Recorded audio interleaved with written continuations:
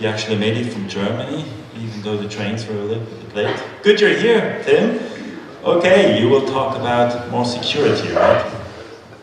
Yes, hello. My name is Tim. I'm from Narrowin. We are a spin-off from the University of Basel, and we're in the field of networking and IT security.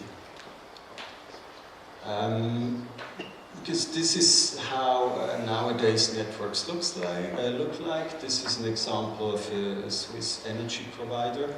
And it looks beautiful, at least to me or to us, but what you can see here is that these networks, they are becoming very complex, they're becoming larger and larger every day, because in this particular example we don't just have computers and servers in there, we have video cameras, door locks, but we also have the power plant in this network.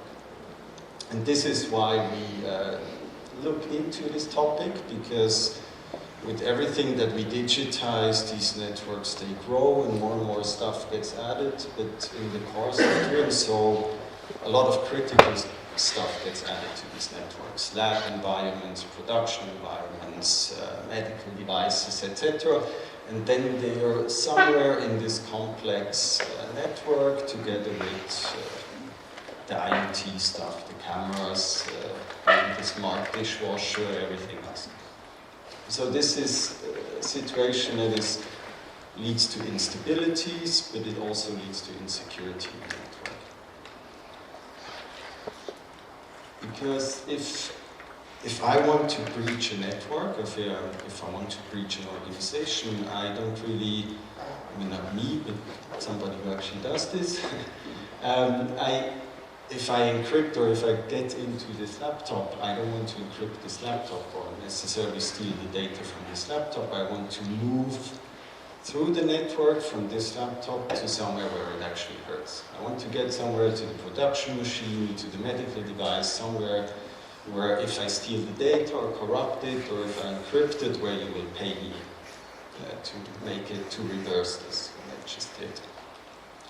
So I move around in this very complex thing that is the network, that is growing and is getting more and more out of hand, and it's very hard to deal with. And the more it grows, for me as an attacker, the more attractive it is, because the more entry points, the more valuable things are in there, but also the more ways that I can move maybe from this laptop where somebody clicked on a phishing link to the camera and then to the medical device. So what can we do against this? Some people will say buy another firewall or a more expensive firewall. Most of these people sell firewalls. The people who don't sell firewalls, they will say you have to turn this network into an architecture where it becomes more reliable, more safe, where you think about how is this built, how can somebody move, how does the data move, how is it reliable, how do I separate different things. And in order to do so, this is something that we do in our consultancy part. In order to do so, we have to be able to see the network, to analyze it, to get the data from all the different parts of the network. And this is what we do in the software that we develop. So with our Network Explorer, it basically provides a digital twin, you could say, of the network. So it crawls the network automatically, gathers all the data, then it harmonizes this data to a common data model. So we can correlate and analyze it, and then we build this digital twin, so you can search your network, you have an inventory, etc. And then on top, because there's not enough people in the market who still can do the analysis that you could do with this digital twin, or who really know what has to be done with this network to secure it. So we add a layer of intelligence where we do where we say, okay, the analysis that we would usually do, a lot of these analysis we can put into algorithms and have them automated, so we don't necessarily need a security expert running through all of this data in the course of days or weeks.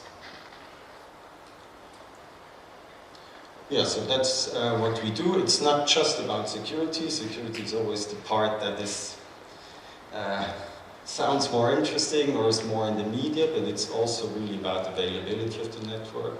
Most of our customers don't have issues because somebody attacks them, but they have issues because they cannot deal with the complexity of their own network, and somebody in the company makes a mistake or doesn't realize how these things work together. Then another thing is that you can use this for automation, which is very important in security. There's not enough people, all the teams have too much to do.